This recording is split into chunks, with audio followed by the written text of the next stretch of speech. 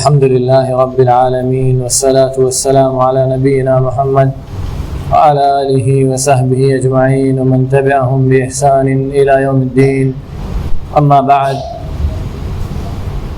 قال النبي صلى الله عليه وسلم: إذا وسد الأمر إلى غير أهله فانتظر الساعة. اللہ رب العالمین کی قدرت، اس کی مشیت، اس کا ارادہ اور اس کی حکمت، یہ ہر چیز پر غالب ہے. اچانک ہمارے بیچ سے دو عظیم بزرگ شخصیتوں کا چلا جانا بلا شبہ نبی کریم صلی اللہ علیہ وسلم کی اس حدیث کو یاد دلاتا ہے: اذا وسد الامر الى غیر اہلہ فانتظر الساعہ، کہ جب انسان اپنے آپ کو اپنے اپنوں کے بیچ یتیم سمجھنے لگے، جب ڈھونڈا جائے صحیح مشورہ دینے والا اور کوئی نہ ملے، جب امانت دار ڈھونڈے جائیں اور نہ ملے، تو سمجھ لینا کہ اب قیامت بہت قریب ہے. اسی لیے نبی کریم صلی اللہ علیہ وسلم نے فرمایا: اذا وسد الامر الى غیر اہلہ فانتظر الساعہ، جب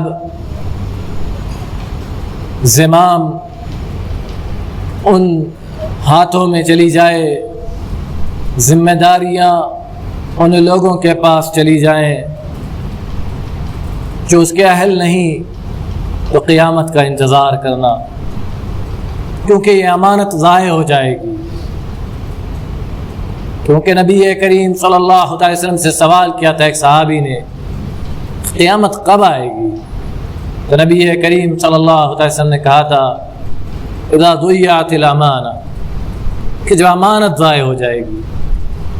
تو نبی کریم صحابی نے پوچھا تھا کہ امانت کیسے ضائع ہو جائے گی؟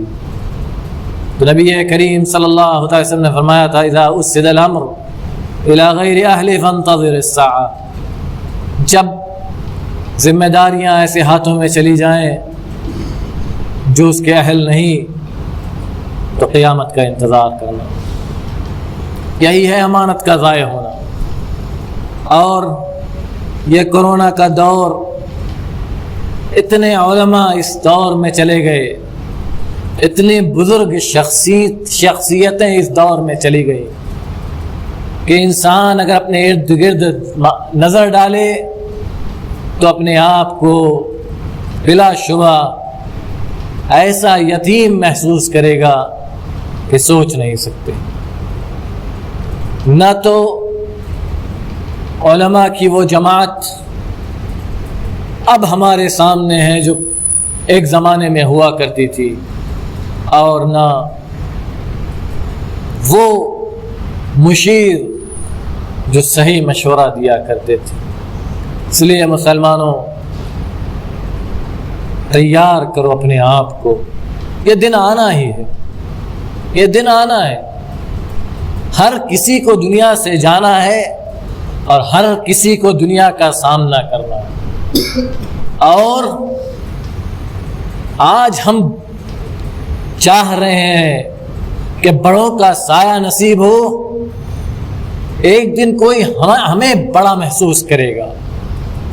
اس لیے اپنے آپ کو تیار کرو، اپنے آپ کو بناؤ اور اس ذمہ داری کو محسوس کرو، اور اپنی اولاد کو، اپنی ذریت کو کراؤ جو ہم نے بھلا دیا ہے. حقیقت میں ہم نے اپنی اجیال کو تیار نہیں کیا، ہم نے اپنے لیے اپنا وارث تیار نہیں کیا، ہم نے مال کی وراثت تیار کی. مال کے وارث تو بنا بنائے بن جاتے ہیں، لیکن جو حقیقی معنوں میں وارث ہیں، جو ہماری ذمہ داریاں اگلوں تک پہنچائیں گے، انہیں کب ہم نے تیار کیا؟ ان کو ہم نے کب بنایا؟ ان کو ہم نے کب ٹریننگ دی؟ کب ہم نے انہیں محسوس کرایا؟ تربیت کا جو لوگ درس دیتے ہیں تربیت کا، وہ کہتے ہیں کہ اپنی اولاد کو، اپنی ذریت کو، اپنی جیل، اپنی آنے والی جیل کو آپ کیا دیکھنا چاہتے ہیں؟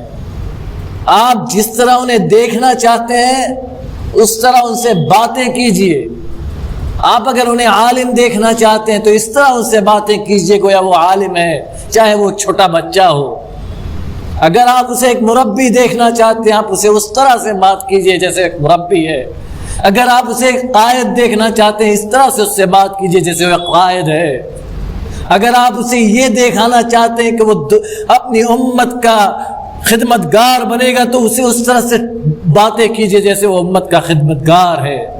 اپنے بچوں کو تربیت ویسی کرنا سیکھیے. مسلمانوں، تربیت کرنے والے کہتے ہیں اگر ہم نے بچوں کو احساس کمتری کا شکار کر دیا، انہیں یہ محسوس ہونے نہیں دیا کہ وہ ذمہ دار ہیں، تو وہ ذمہ داری کبھی قبول نہیں کریں گے. اگر انہیں ذمہ داری مل گئی تو وہ ذمہ داری کو ادا کرنے کے اہل نہیں ہوں گے. یہ حقیقت ہے اور یہی کچھ نبی کریم صلی اللہ علیہ وسلم نے اس حدیث کے اندر ارشاد فرمایا اذا وسد الامر الى غیر اهله فانتظر الساعه. اسی لیے نبی کریم صلی اللہ علیہ وسلم سے جب سوال ہوتا ہے کہ اللہ کے نبی صلی اللہ علیہ وسلم مجھے ذمہ دار بنا دیجیے، تو نبی صلی اللہ علیہ وسلم بلا سوچے سمجھے کہہ دیتے انک امرؤ ضعیف وانها امانہ وانها فی یوم القیامۃ خزی وندامہ. نبی کریم صلی اللہ علیہ وسلم سے ایک صحابی کہتے اللہ کے نبی مجھے ذمہ دار بنا دیجئے، مجھے ذمہ دار بنا دیجئے. تو نبی کریم صلی اللہ علیہ وسلم سے کہتے ہیں کہ انک امرؤ ضعیف، آپ بہت کمزور آدمی ہیں، وانها امانہ، اور یہ ذمہ داریاں یہ امانت ہیں، وانها خزی وندامہ فی یوم القیامہ، اور یہ قیامت کے دن حسرت و افسوس کی چیز بن جائے گی، حسرت و افسوس کی چیز بن جائے گی. اس لیے میں تمہیں ذمہ داری نہیں دوں گا. اور جسے ذمہ داری دیا ابو بکر صدیق کو، تو کب ذمہ داری دیا؟ پوری زندگی ٹریننگ کی، پوری زندگی سمجھایا بجھایا سکھایا، اور ابو بکر نے وہی کچھ کیا جو نبی چاہتے تھے. نبی نے ذمہ داری دی. ایسے ہی عمر کو، ایسے ہی عثمان کو، ایسے ہی علی کو، ایسے ہی معاویہ کو، ایسے ہی حسن کو، ایسے ہی حسین کو، اور آگے چلے جائیے الی یوم اب تک صحابہ اکرام کی نسل سے. اور اب یاد رکھو مسلمانوں، جتنا زمانہ قیامت سے قریب ہوگا اتنے ہی خراب ذمہ دار ہمیں ملتے رہیں گے، کیونکہ جتنا زمانہ قیامت سے قریب ہوگا اتنا ہی ماحول خراب ہوگا، اور جتنا ماحول خراب ہوگا اتنے ہی ذمہ دار خراب ہوگا.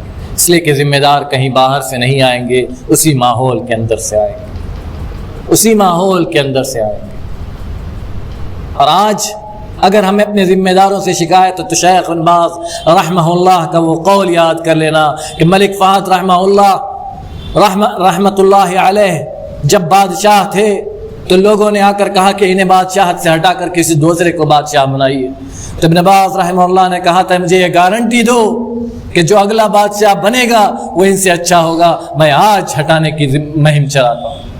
اپنا منہ لے کر واپس لوٹ گئے، اپنا منہ لے کر واپس لوٹ گئے. یاد رکھنا مسلمانوں، جتنا زمانہ قیامت سے قریب ہوگا ماحول اتنا خراب ہوگا، اور ماحول جتنا خراب ہوگا ذمہ دار ویسے ہی خراب تر ہوتے جائیں گے. ایک دو وہ تو نوادر ہے، ایمانداری، امانت، سچائی، خودداری، یہ سب کچھ ختم ہو جائے گا. اللہ رب العالمین ہمارے بزرگوں کی مغفرت کرے، جو لوگ چلے گئے ان کے قبروں کو نور سے بھر دے، اور ہمیں صحیح معنوں میں اپنے بزرگوں کی وراثت کو اگلوں تک پہنچانے کی توفیق عطا فرما. الہ العالمین تم سے معاف کر دے، ہم سب کو معاف کر دے، ہمارے خطاؤں کو درگزر فرما دے. جب تک اس دار فانی میں زندہ رکھ، اسلام پر زندہ رکھ، جب ہمارا خاتمہ ہو تو خاتمہ بخیر ہو. وصلی اللہ علی نبینا محمد وعلی آلہ وصحبہ وسلم. السلام علیکم ورحمۃ اللہ وبرکاتہ.